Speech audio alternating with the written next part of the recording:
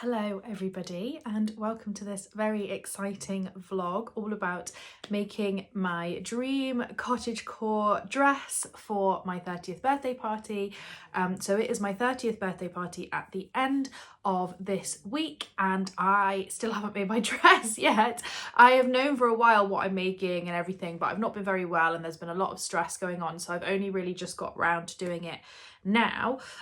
We're down here today just because my husband is working from home in the office upstairs, so hopefully it's not too crazy and chaotic. It's our living room with all my books, so hopefully it's okay. But yeah, I thought I would chat a little bit first before I start making. I think this is going to be a very relaxed, chilled sort of sewing vlog. It's definitely not a tutorial at all. It's just going to be some clips of me making the dress, and I'm going to talk through the kind of like concept that I came up with before like over the last few months before we get started with the making. So yeah, I'm having a 30th birthday party. It is a family and close friends do. It's in my parents' garden, plus then eating in their little annex, their Airbnb that they have in their garden.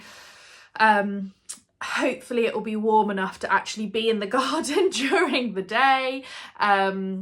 We shall see. So I wanted something really spring, really floral, but something that also wasn't going to be too cold, too summery, because you've just no idea what the weather's going to do in April. At the moment it is forecast to be like 17, 16, which isn't too bad. If you can hear that, that's just Pearl in the background. Please ignore her. She's very grumpy, knocking on the door because she wants to go upstairs, but my husband's in a meeting, so I can't let her up there. Anyway, so yes, I wanted to make a maxi dress. That was the decision I decided was I'm going to make a maxi dress, because if it was really cold, then I'm sort of covered all the way down to the ankle. Pearl, no. And then I also decided to make long sleeves. I was umming and ahhing for a long time about whether to do short sleeves or long sleeves, but I decided to go with long sleeves. And I basically had this vision in my head. I think the dresses that I really, really like are dresses by Pink City, that's who it is, Pink City, who are like a brand. I think they're all made in Rajasthan. The fabric is like block print fabric from India, from Rajasthan. And then I think the other brand as well I quite liked the look of was like Neve and Noor. Again, do similar kind of block print style. So I had originally thought that I was going to go for a block print fabric, and my favourite place to buy Indian block print fabric is Cloth Atelier. I've bought from them before. They were at the Stitch Festival and I had a really good look at everything that they had. But I don't know, I think part of it was that the fabric is very, very thin. The Cloth Atelier fabric is beautiful for a hot summer's day or a hot summer's holiday. If you're going to go somewhere like, you know, a Greek island or something really gorgeous and hot, it is the perfect fabric because it's lovely and breezy and light, beautiful on the skin, obviously because it's Indian fabric, so it's made for Indian weather basically. And I just thought, I'm going to freeze in this. And I had also been looking at Rifle Paper Company fabric for a very long time now. I absolutely love their designs. I follow Lauren Johnson, who is on YouTube and also on Instagram as just Lauren Johnson. And she does a lot of collabs with Rifle Paper Company fabric. She makes a lot of beautiful things. And I'd seen a lot of her stuff, and I basically decided that was the route I was going to go down because it's a little bit thicker as a fabric, so it would be a little bit warmer, and yeah, it would be a kind of, it had that kind of Neve and Noor Pink City vibe to it, but like a little bit more cottage country garden. I think Rifle Paper Company are Japanese, or at least they print their fabric in Japan, but they just do the most beautiful designs. So I was deciding between three different fabrics. I'll pop up the pictures on the screen of these three different fabrics that I had seen Lauren make dresses out of and make blouses out of, and I asked my family. I decided I really wanted to go blue and white. That was something that I don't actually have a lot of in my wardrobe. I don't actually have a lot of maxi dresses. That's something that I really want to work on this summer, actually, is more maxi dresses, because I really enjoy wearing them. So yeah, I went with that. And I was also like you know, I was looking at these fabrics and I was trying to figure out like what I might make, what pattern I might do. And I was backwards and forwards. And then I just thought, you know what, I'm just going to make a Mabel. I've made 3 Mabels already before. Obviously, I've made that black tie sparkly Mabel, which was... I walked down the catwalk at the Stitch Festival. You can watch that in a previous video. And I wore that to a black tie event. I have a whole video on the making process of that. And then I've made 2 others. I made the strawberry one and I made a like gingham checky one. And they get so much wear and they're so comfortable and they fit so well. And whenever I wear them, I get so many compliments. And I just thought, actually, that's the perfect pattern because it's no stress. It's really relaxed. I know how to make it. It's sort of very simple but very effective, and it had that look that I wanted, that kind of cottagecore peasant princess look, you know? You guys know what I mean? Like, you know, Sleeping Beauty before she becomes a princess, Snow White before she becomes a princess and wears a ball gown, that kind of floating around the forest barefoot look. That was what I really, really wanted. And so once I sort of whittled that down, that then helped me figure out which fabric would work. So this is the fabric that I went for. Sorry it's so creased. Here's just a little piece of it. So it's absolutely stunning. It's called Bramble and it's these beautiful sort of blue, I think they're a bit like roses. I think it's supposed to be like a rambling rose print because the leaves are very rose-like. But you've got this lovely cornflower blue and then this lovely forest green, and then the background is like a sort of creamy off-white colour. And I just thought actually that would be perfect. That would be the perfect fabric to make my dress out of. So I ordered like 4 meters of that. It was quite expensive. It was a real treat, but it's my 30th birthday. So that's what I've gone for. And yeah, I'm going to make the dress. I also as well bought some yarn to make a cardigan. Now I have actually finished that cardigan. Let me just grab the yarn actually. Oh, okay, just ran upstairs into my husband's meeting and grabbed this yarn. So this is alpaca silk, brushed alpaca silk from Drops. So it's a bit like kid silk, except it's alpaca fibres on the silk, which means it's a little bit bulkier actually than kid silk. I've had this in my stash for ages because I bought it for another project. I think I talked about this in one of my other videos, I think in my spring knitting plans video. So I've had it in my stash for ages and I'm trying to use up stash as much as possible in terms of fabric and yarn this year. That's a big thing for me. So I ordered a little, well, my husband ordered me a little bit more of this as a present for our anniversary, and I decided to make the Sunday cardigan by Petite Knit, which is a very simple like yoke down, top down, that's what I'm thinking of. Top down sweater, continuous yoke, not sweater, cardigan, and it's like a rib stitch design across the yoke, and then it just goes down into stocking net stitch. So really simple, and I've been making that throughout March. I've just finished it a couple of weeks ago, and yeah, I love it. It's really nice. It's very lightweight. It's not going to be a like warm cardigan. It's very much a spring and chilly days in the summer cardigan when you're going out in the evening and you just want an extra layer on. And I thought that would be perfect. I wanted something that looked smarter. I didn't just want to put on like any old cardigan. I wanted something that sort of looked soft and gentle with the dress. And I think the cardigan's going to look absolutely perfect. It's currently upstairs blocking, ready for the party. It doesn't have any buttons. It's like a jacket. I made it a size, I think I made a couple of sizes smaller than they suggest because they like, you know, Petite Knit's always very, very oversized, which wasn't really the look I wanted. So I made it so that it would sit open rather than being big enough to come right across. So it's going to sort of sit open, and I'm hoping I will get some shots when the dress is made with the cardigan, and you guys can sort of see the whole look. Maybe at the party, we'll see. You know what it's like at these things, it's just chaos. So I'm sure there'll be some footage from the party, but I might get some better footage later on for you guys to see. So yeah, you can see the fabric and the yarn, they go really nicely together. And so it's going to be this lovely sort of pretty cottagecore look, which is what I wanted. As I say, the party, I'm sort of going for garden party vibes. I've been planning it for months now. I have a whole thing in my head of how I'm going to make like the room where we're eating the meal look with all the decorations. We're having a flower wall for the photo background. We've got flowers all over the tables. I've got my Indian block print tablecloths everywhere. We've got amazing, we're doing like chicken and pork and loads of salad, so it's just lovely, like spring food, spring like theme. So let's just hope the spring weather turns up. So yeah, I will now just like put in all of the footage that I will have filmed of me making this dress, and then I will catch up with you at the end when the dress is made, and hopefully have some footage from the party to show you. And yeah, I hope you enjoy this very relaxed sewing vlog.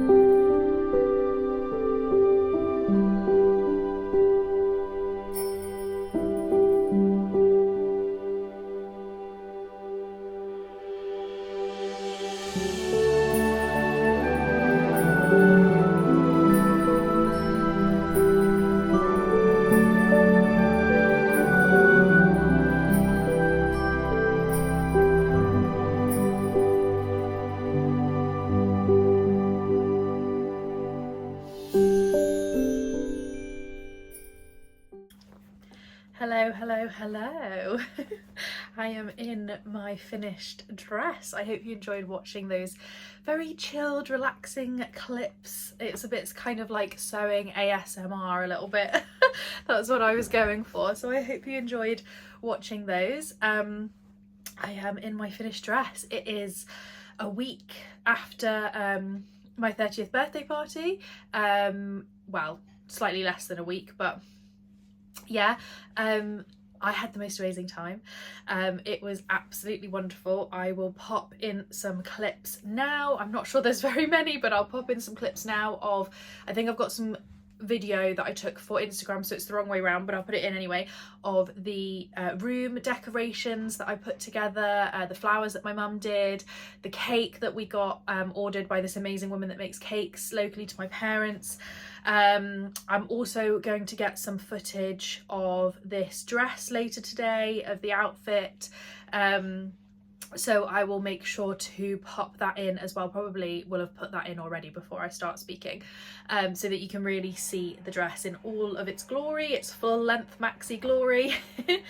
I love it. It was exactly what I was hoping for. It came off the sewing machine exactly how I hoped it would. Really beautiful, very much cottagecore princess vibes, which was what I was going for.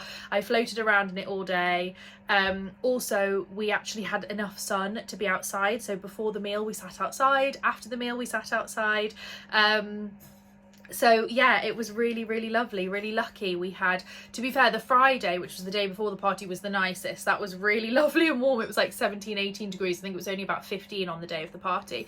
But it was still nice enough to get outside, and we were out there nearly like till about, I think, 7:30 at night. My mum got out all these blankets and we were all sat outside snuggled up in blankets. And then in the evening we came in and we did SingStar with just like really, really close family and friends who are still sort of hanging around in the evening.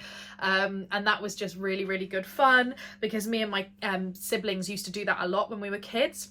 So it's really nostalgic, and it was really lovely to get to teach my nephews. My niece is a little bit too young, she's only 7 months. So my nephews got to sort of have a go at that, which was really good fun. But yes, I absolutely love my dress. So let's talk it through a little bit. So basically I made the long sleeved version, but the long sleeved version in the pattern has shirring all the way down the cuff, so the cuff is completely flat, whereas this is how they do the elbow length sleeve one. And I haven't actually ever done the shirring all the way down, because I did this on my strawberry dress as well, which is the first Mabel that I made. So you can see it's got this lovely frill detail around the cuffs, which I thought was quite pretty, and you get that lovely kind of balloon detail. Still got a tie. Everything else is basically the same, apart from at the bottom, which you'll be able to see in the clips of the full length. I added a tier, so I did it midi length, the same length as my strawberry dress, but then I added a very small ruffled tier around the bottom. That was really simple.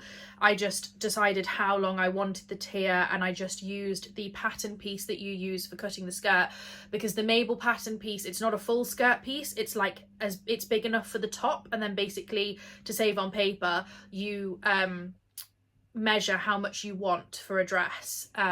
So I measured the length I wanted to midi, and then I used that block to cut out 3 pieces instead of 2 pieces to do the ruffle on the bottom, and that worked really, really well.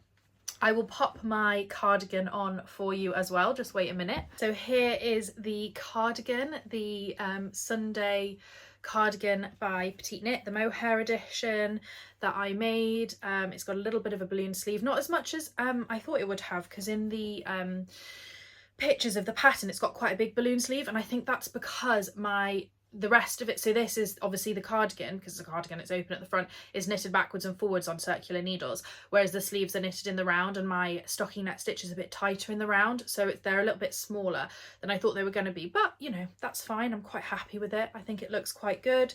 It works really well. I'll just stand up so you can see. I'm not sure I can get far enough back. I will have got some shots of this, I am sure, but it works really well with the dress, because I made it a little bit cropped, so it sits like in a good place. It's sort of just above the hips, and I also really like the fact that because this is quite a low neckline and quite a wide neckline, the cardigan sits really nicely at the top, I think. So yeah, that is my 30th birthday outfit. I really hope you enjoyed watching this vlog, all about the sort of coming up with the concept and then the actual making of it, and then some footage of me wearing it. Let me know what you think of the dress. It's already been posted a lot on Instagram and had a lot of love, so thank you so much if you're one of those people that's given it a lot of love over there. I hope you enjoyed learning more about the process, and yes, I will be back next week. Next week I'm going to be doing a very classic what I got for my birthday, like the good old days, like 2010, 2011 YouTubes, which I used to love. That's when I first got into YouTube, was watching those kind of videos. So I'll be making one of those because I got lots of lovely sort of cottagecore style country cottage living handmade lovely things that I think you guys will really enjoy seeing. So make sure you subscribe so you don't miss out on that. And yeah, I will see you all again next week. Thanks guys, bye.